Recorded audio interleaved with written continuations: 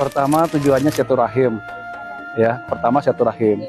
Yang kedua, ide wajib belajar kepada guru bangsa, karena saya menganggap beliau guru bangsa yang sama statusnya dengan guru-guru bangsa yang lain.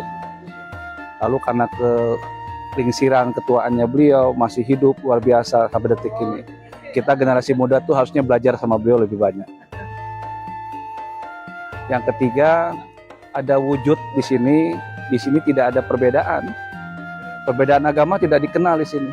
Yang ada adalah putra bangsa, anak bangsa yang ada dalam lindungan bangsa Indonesia. Itu yang perlu kita pelajari dari beliau, ya. Sikap kebangsaan yang luar biasa.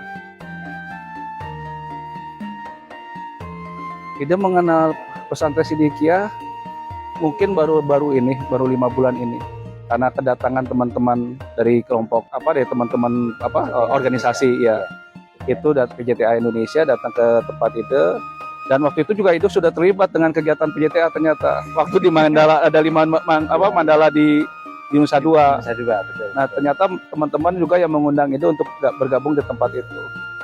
Begini, Bung Karno itu kan founding father, pendiri bangsa. Yang meletakkan dasar-dasar negara itu Bung Karno dengan Bung Hatta, gitu. Lalu kelahirannya saja dikaburkan, gitu. Tahunnya, tanggalnya, dan sebagainya di tempat lahirnya saya dikabulkan, gitu. Nah, ini kita sebagai generasi muda harus menegakkan kembali kebenaran yang sebenarnya. Nah, disinilah kita wajib hukumnya sebagai generasi muda menyatakan salah ya salah, benar ya benar. Walaupun itu sudah dipercayai sekian ratus tahun yang lalu, gitu. Jadi datang ke sini, Ide ingin melihat fakta yang sebenarnya. Tidak boleh mendengar saja. Sebagai resi kan harus melihat apa yang dikatakan orang. Apalagi beliau masih hidup, saya harus melihat dari beliau langsung.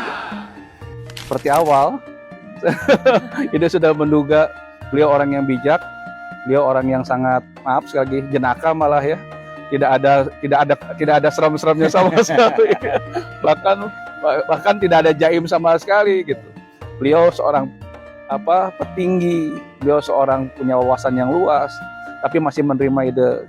Itu yang luar biasa buat itu pribadi. Apalagi tadi beliau ada guyonannya, ini kita dua resi ketemuan dua resi.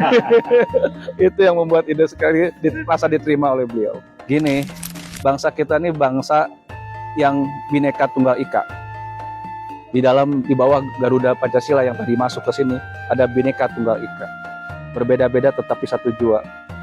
Disitulah berbeda-beda beda suku, beda bangsa, beda bahasa, dan sebagainya.